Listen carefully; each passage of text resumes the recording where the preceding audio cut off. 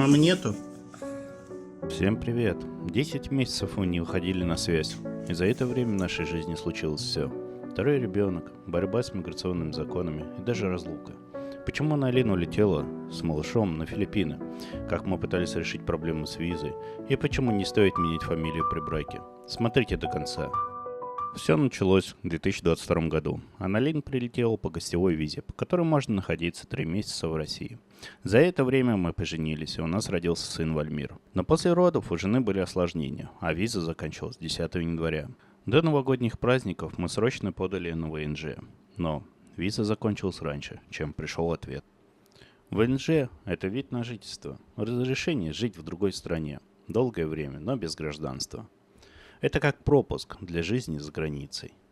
Перед тем, как подавать документы, мы уточнили в Сахарову, возможно ли оставить Аналин в России. Нам сказали, подавайте документы, шанс есть, поскольку у вас ребенок. Но из-за праздников проверить документы не успели. Далее заканчивается виза, а 11 января нашу заявку вернули на доработку, поскольку виза и регистрация закончились. Мы обращаемся в полицию по вопросам миграции, где нам предлагают направить письмо в главный отдел и ждать ответа. Но по истечению 3 месяцев мы получили отрицательный ответ.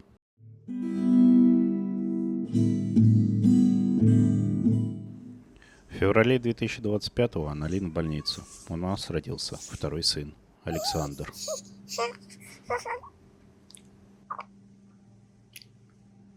Параллельно мы узнаем, что вышел указ от президента, дающий мигрантам до конца апреля возможность легализоваться. Мы снова поехали в Сахарово, но там нас ожидало большое приключение на несколько дней. От Сахарова до дома нам ехать 3 часа. Когда мы доехали до Сахарова, там была очень большая очередь. В итоге мы отстояли где-то 2 часа в очереди. 2 часа на морозе, вы представляете, что такое стоять? Зашли внутрь помещения. Там нам сказали, вам нужно в другой ход. Вышли, пошли дальше. И увидели абсолютно такую же большую очередь. За 3 часа с лишним мы продвинулись, наверное, где-то всего на 4 метра. Параллельно с этим постоянно сзади очереди подходил какой-то мужчина и забирал всех, кто там на какие-то медицинские справки и так далее. Я все-таки подошел, спросил, и забрали в другой ход. Да, и вот, наверное, с 2-3 часов дня мы просидели в этом помещении до 7 часов. А чтобы понимали, у нас талончик, считай, самый последний был. Потом вышел мужчина в белой одежде и сказал, к сожалению, у кого нет регистрации и визы, вам нужно будет ехать домой. Кто отвечает за указ президента, они уже, соответственно, закончили свою работу. Ну, мы, конечно, очень сильно расстроились. Но поехали на следующий день. Сразу знали, куда нам идти, к какому входу. Я ждал, что придет опять мужчина, нас заперет всех, поведет опять к этому входу. Я дождался его благополучно. Я ему говорю, вот такая ситуация, у нас дети, все дела. Нас он взял, повел в другой вход. Мы подошли к женщине, объяснили все. Она говорит, вам в любом случае проходить регистрацию. Приехали мы, наверное, в 8, в 10 мы уже наконец-то были в помещении и сидели, ждали в очереди.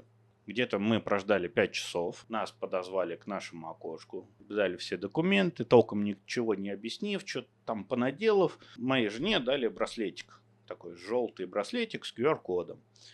Вот. И сказали идти нам дальше. Там были турникеты. Точнее, через эти турникеты можно было пройти только по QR-коду.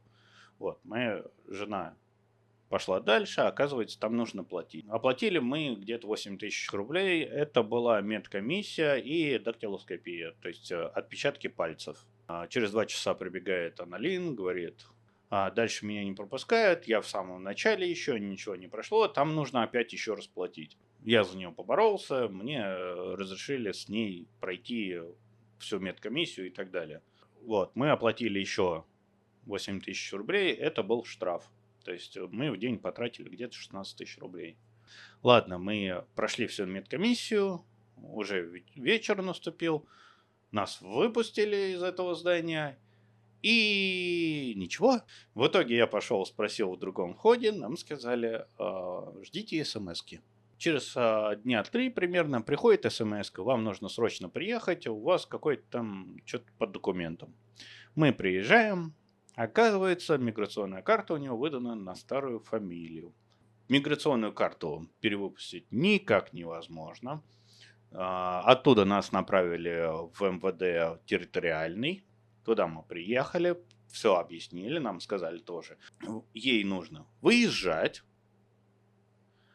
и заезжать заново.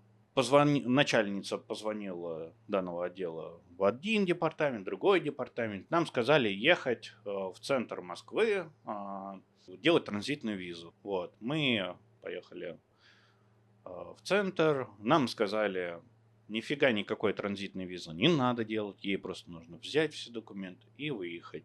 Почему не нужно менять фамилию? Объясняю. Вы очень сильно замучаетесь с документами. Все это лишний геморрой, очень тяжело. Не советую менять фамилию. Если вы хотите ее поменять, поженитесь, оставьте фамилию, подготовьте все документы и уже тогда разбирайтесь дальше. Ладно, мы уже полностью расстроены, купили билет для Аналин. А потом приходит смс-ка: приезжайте опять в Сахару. Мы такие, ну вдруг вот сейчас именно нам повезло и не надо ничего делать. Мы приезжаем в Сахарово, опять тратим уйму времени. И что вы думаете? Правильно, нам дали просто прохождение медкомиссии. Карта иностранного гражданина, она как тройка. В итоге, соответственно, Аналин уехала на Филиппины, забрала Александра. Я остался в Москве вместе с Вальмиром. И ожидаю, когда они вернутся в Россию. Также со списком документов, которые необходимы для ВНЖ, и визы на Филиппинах семейные, вы можете ознакомиться в описании. Спасибо за просмотр, подписывайтесь, скоро мы расскажем о нашем воссоединении.